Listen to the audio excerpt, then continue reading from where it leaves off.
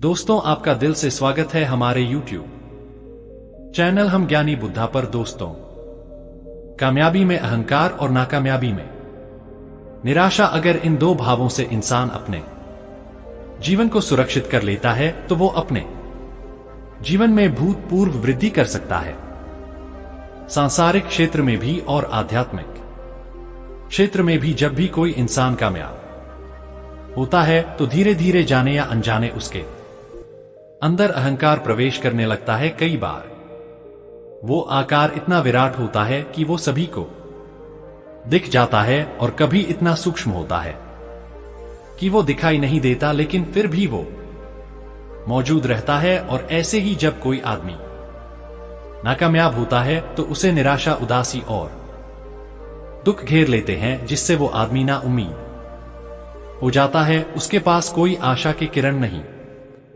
होती, और इसी वजह से वह नहीं शुरुआत करने से हिचकिचाहट जाता है। अगर कोई आपको ऐसा मंत्र मिल जाए जो कामयाबी में आपके अहंकार और नाकामयाबी में तो आपकी निराशा को दूर कर सके, तो आप खुद सोचिए कि क्या कोई भी बढ़ा आपको कामयाब होने से रोक सकती है? नहीं रोक सकती। आज की जो मैं आपको कहानी सुनाने वाला हूं, उसे कहानी में आपको एक ऐसा मंत्र मिलेगा जो इन दोनों समस्याओं का निवारण कर देगा। एक बार की बात है, मगध राज्य का एक बहुत ही प्रसिद्ध सम्राट हुआ करता था। वह बहुत से राज्यों पर शासन करता था, बहुत ही प्रतिभाशाली सम्राट था, और उनकी प्रजा उनसे बेहद खुश थी। कोई भी इंसान उनके बारे में कोई बुरी बात नहीं बोलता था, लेकिन अपनी जिम्मेदारियां का निर्वाह करते हुए सम्राट को अपने लिए कुछ समय ही नहीं मिलता था। वह हमेशा अपने राज्य की समस्याओं को सुलझाने में लगा रहता, जिससे वह अपने आध्यात्मिक उन्नति नहीं कर पा रहा था। और वह सम्राट इस बात को लेकर परेशान था, क्योंकि कहीं उसे इस जीवन की निरार्थकता का आभास था। उसे पता था कि जीवन में कुछ भी कर लो, कुछ भी पाने या खोने जैसा नहीं रहता। आखिर में तो मौत सब कुछ खत्म कर देती है। इसीलिए उसने एक दिन अपने मंत्रियों और अपने राज्य के सभी विद्वानों की सभा बुलाई। दरबार में सब लोग बैठे हुए थे और सम्राट अपनी राजगद्दी पर बैठे हुए थे। सम्राट ने सभी को संबोधित करते हुए कहा कि सभी सभासद, जरा हमारी बात पर गौर फरमाए। देखिए, हम अपनी जिम्मेदारियां पूरे तरीके से निभा रहे हैं, लेकिन इन जिम्मेदारियां का निर्वाह करते हुए एक समस्या पैदा हो गई है। हमारे पास बिल्कुल भी वक्त नहीं बचा है कि हम शास्त्र पढ़े और बड़े बड़े ग्रंथ पढ़े। मैं आप सभी विद्वानों से एक विनती करता हूं, आप मुझे कोई एक पंक्ति का ऐसा सूत्र बता दें जिसमें सारे शास्त्र, सारे उपनिषद और सारे मोटे मोटे ग्रंथ उसमें समाहित हो जाएं, जिससे मुझे उन ग्रंथों के मूल, उन ग्रंथों के ज्ञान का भी पता चल जाए, और मुझे अपना वक्त उन ग्रंथ को पढ़ने में भी ना बिताना पड़ेगा। और जो भी विद्वानों सूत्र मुझे बता देगा, मैं उसे मुंह मांगे की मत दूंगा। राजा ने वो सूत्र ढूंढने के लिए अपने मंत्रियों को 1 सप्ताह का वक्त दिया। सभी मंत्री, सभी विद्वान मोटे मोटे ग्रंथ लेकर बैठ गए और उनमें से ऐसा सूत्र ढूंढने की कोशिश करने लगे जिसमें सभी ग्रंथ समाहित हो जाएं। बहुत प्रयास करने के बाद भी किसी विद्वान को ऐसा सूत्र नहीं मिला जो जीवन के सारे सर को एक पंक्ति में समेट ले। आखिरकार 1 सप्ताह के बाद निराश होकर उन सभी सम्राट को कहते हैं कि महाराज, हमने बहुत कोशिश की, सारे ग्रंथ छान मारे, सारे शास्त्र पढ़ डाले, लेकिन हमें ऐसा कोई सूत्र नहीं मिला जो एक पंक्ति में सरासर समेट ले। आप खुद ही सोचिए कि एक पंक्ति में इतने मोटे मोटे ग्रंथ कैसे समा सकते हैं। इस पर सम्राट ने कहा कि कोई ना कोई रास्ता तो निकलना ही पड़ेगा। अगर तुमसे नहीं हो रहा तो किसी ऐसे आदमी के बारे में बताओ जो मेरी समस्या को हल कर सके। तभी एक मंत्री बोला कि महाराज, हमारे पड़ोसी राज्य में एक बहुत पहुंचे हुए संत रहते हैं। यकीन से तो नहीं का सकता, लेकिन शायद आपकी समस्या को सुलझा सकते हैं, आप एक बार उनसे भेंट जरूर करें।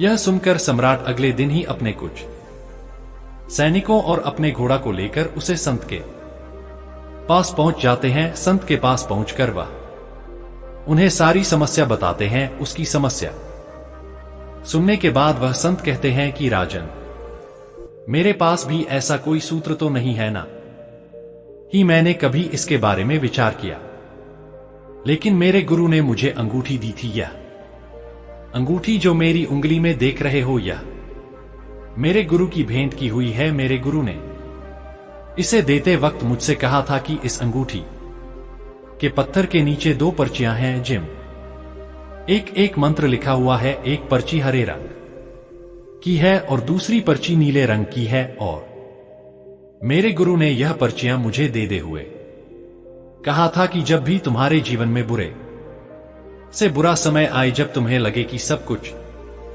खत्म हो चुका और अब तो जीने जैसा कुछ बचा ही नहीं, तब तुम उसे हरी पर्ची को खोलकर देखना। उसमें तुम्हें एक ऐसा मंत्र मिलेगा जो तुम्हें उसे परिस्थिति से बाहर निकल देगा। और दूसरी पर्ची तुम तब खोलना जब तुम अपने जीवन में सब कुछ हासिल कर लो, जब तुम्हें लगे कि जीवन में मैंने सब कुछ का लिया, अब तो पानी जैसा कुछ रहा ही नहीं, तब तुम वो नीली पर्ची खोलना। इसके बाद उसे संत ने कहा कि मुझे तो अपने जीवन में इसकी जरूरत ही नहीं पड़ी, क्योंकि मेरे पास ऐसा वक्त ही नहीं है कि मुझे यह पर्ची खोलकर देखने की जरूरत पड़े। इसीलिए यह पर्ची मैं तुम्हें भेंट कर देता हूं। और यह कहते हुए उसने वो अंगूठी सम्राट को भेंट कर दी।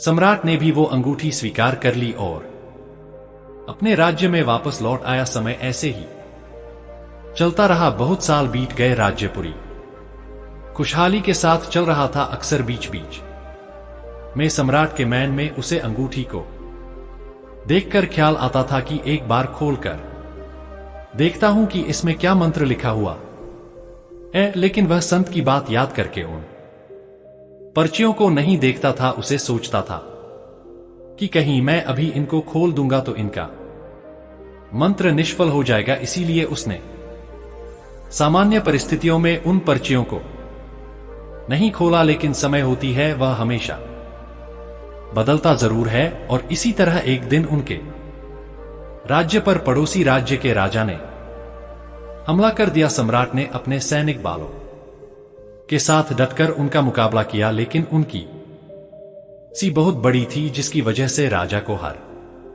का सामना करना पड़ा। हारने के बाद उसका राज्य तहस-नहस हो गया। सारे घर बर्बाद हो गए और बहुत सारे सैनिक मारे गए। आखिर में राजा को अपनी जान बचाने के लिए अपने कुछ सैनिकों के साथ वहां से भगना पड़ा। राजा का परिवार भी इस युद्ध में खत्म हो चुका था। अब राजा केवल अकेला बचा था और वो अपनी जान बचाने के लिए पहाड़ियों के रास्ते से भगना शुरू कर देता है। साथ में उसकी कुछ सैनिक भी होते हैं, लेकिन कुछ समय बाद सैनिक भी उसका साथ छोड़कर भाग जाते हैं, क्योंकि उन्हें लगता था कि दूसरी सी के जो सैनिक उनका पीछा कर रहे हैं और राजा को मारते वक्त तुम्हें भी जिंदा नहीं छोड़ेंगे। और यही सोचकर वह सैनिक अपने राजा को, अपने सम्राट को अकेला छोड़कर वहां से भाग जाते हैं। अब राजा अकेला रह गया था। कोई उसका साथ देने वाला नहीं था। वो दुर्गम पहाड़ियों पर अकेला अपने घोड़े पर सवार होकर उनको पार करता हुआ आगे चला जा रहा था। लेकिन दूसरी सीमा के सैनिक किसी भी कीमत पर उसको ढूंढ कर मार देना चाहते थे और पीछा करते हुए वो उसके बहुत करीब पहुंच चुके थे। तभी राजा को उनके आने की आहट मिली। राजा तुरंत अपने घोड़े से उतरकर वहां पर कुछ झाड़ियां में छुप जाता। राजा जब झाड़ियों में छुपा हुआ था तो उनके कदमों की आहट से राजा का दिल सह जाता था। तभी झाड़ियों में छुपे हुए राजा को उसे अंगूठी की याद आई और उसने सुबह सुबह ही उसे अंगूठी के ऊपर वाला पत्थर निकाला और उसमें से हरे रंग की पर्ची निकल जो संत ने बुरे वक्त के लिए बताई थी। राजा ने वो पर्ची खोलकर बड़ी और उसके बाद उसके चेहरे पर मंद मंद मुस्कान आने लगी उसे। पर्ची में लिखा था कि यह वक्त है, ये भी बीत जाएगा। ये मंत्र पढ़ने के बाद उसे सम्राट के मन को हिम्मत मिली और वो वहीं पर छुपा रहा। पूरी रात ढूंढने के बाद जब सैनिकों को सम्राट कहीं भी नहीं मिले तो वो वहां से खाली हाथ लौट गए। इसके बाद अगले दिन सुबह सम्राट उन झाड़ियों में से निकलकर आता है। ये मंत्र उसे बहुत ही सार्थक लगा कि वक्त है, यह भी बीत जाएगा, और इससे बहुत हिम्मत मिली और उसने अपनी बच्ची कुछ टुकड़ी लेकर फिर से अपने सी तैयार की। और कुछ समय बाद अपने पड़ोसी राज्यों से मदद लेकर उसने अपनी दुश्मन सी पर हमला कर दिया। उसने पूरी हिम्मत के साथ वह जंग लड़ी और आखिर में वो जंग को जीत गया और उसे अपना राज्य फिर से वापस मिल गया। अब फिर से राजा वही दिन वापस गए थे, बल्कि वह उससे भी ज्यादा प्रसिद्ध हो गया था, क्योंकि उसने एक छोटी सीमी टुकड़े के साथ एक बहुत बड़ी सी को हरा दिया था, जिससे पूरे देश में उसकी प्रसिद्धि, उसकी प्रतिष्ठा पहले के मुकाबले कई गुना ज्यादा बढ़ गई थी। और अब उसे सम्राट को लगने लगा कि मैंने अपने जीवन में सब कुछ फतेह कर लिया, अब जीवन में कुछ भी पाने ऐसा नहीं रहा, सब कुछ मैंने भोग कर देख लिया। तभी उसे अंगूठी की फिर से याद आई और उसे याद आया कि संत ने कहा था कि इसमें जो नीली पर्ची है उसे वक्त खोलना जब तुम्हारे पास सब कुछ हो, जब तुम्हें किसी चीज की कोई इच्छा ना रह जाए और जब तुम्हें लगे कि तुमने सब कुछ हासिल कर लिया हो। यह सोचकर उसने उसे अंगूठी का पत्थर हटाया और वह नीले रंग की पर्ची निकल। उसने वो पर्ची खोलकर देखी और देखने के बाद उसके चेहरे पर उदासी छा गई। ऐसा उसे पर्ची में क्या लिखा था? उसे पर्ची में लिखा था कि यह भी वक्त है और यह भी बीत जाएगा। कुछ देर उदास रहने के बाद वो सम्राट बहुत जोर जोर से हंसने लगता है, क्योंकि उन पर्चियां में उसे पूरे जीवन का सार मिल गया था। सारे ग्रंथ का ज्ञान उसे पर्ची में समाहित था। मंत्र एक ही था कि यह भी वक्त है, बीत जाएगा, लेकिन यही सारी किताबों का, यही सारे शास्त्रों का और यही सारा ज्ञान है जो इस एक पंक्ति में समाहित है। यह भी वक्त है, बीत जाएगा। अक्सर हम जब नाकामयाब होते हैं, जब हमारा कोई काम सफल नहीं होता, तो हमारा मन घीर निराशा से भर जाता है, हमें कोई रास्ता नजर नहीं आता।